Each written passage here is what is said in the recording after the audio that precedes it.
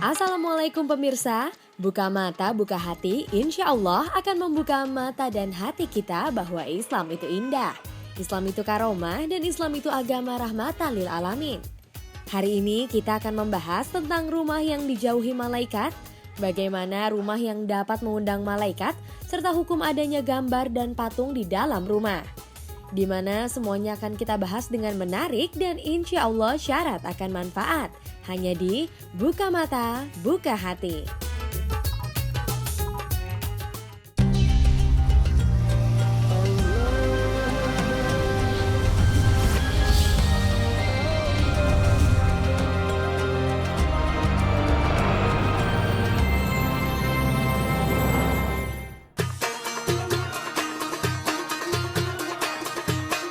Setiap manusia pasti mengidam-idamkan rumah yang nyaman.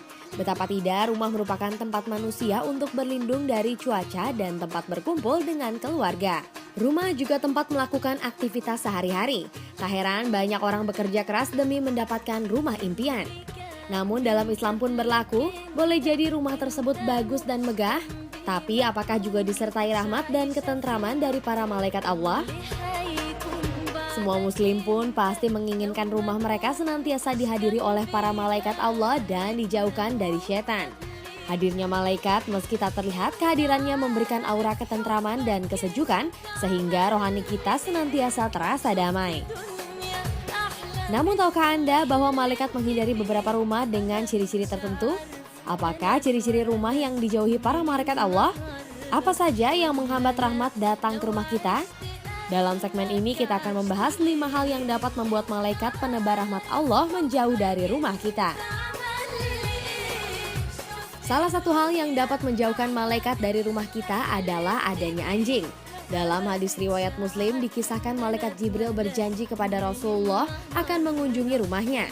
Rasul pun menunggu Jibril datang ke rumahnya, tetapi Jibril tak kunjung datang. Rasulullah berpikir tidak mungkin malaikat mengingkari janjinya sendiri. Tiba-tiba Rasulullah melihat seekor anak anjing di kolong tempat tidurnya yang entah dari mana datangnya.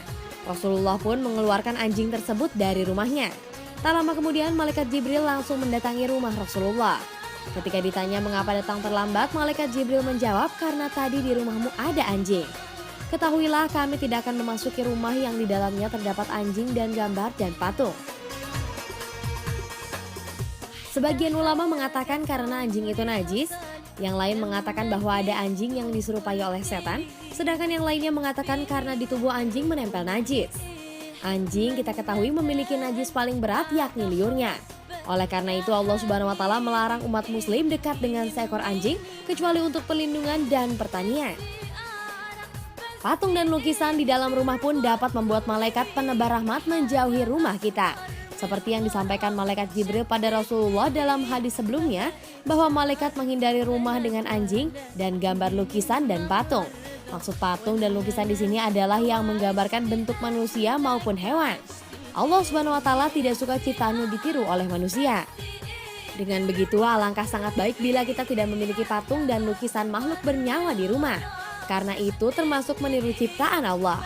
Dalam hal ini, jika patung dan lukisan tersebut bukan menjadikan makhluk bernyawa sebagai objek atau abstrak, masih diperbolehkan. Selain rumah dengan anjing dan patung serta lukisan, malaikat juga menjauhi rumah yang kotor atau ada bau busuk di rumah itu. Malaikat juga menghindari bau yang menyengat.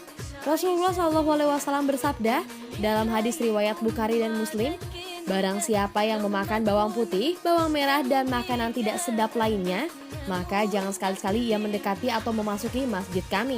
Oleh karena sesungguhnya para malaikat terganggu dari apa-apa yang mengganggu manusia. Islam mengajarkan tentang kebersihan. Adapun hadisnya kebersihan itu sebagian dari iman.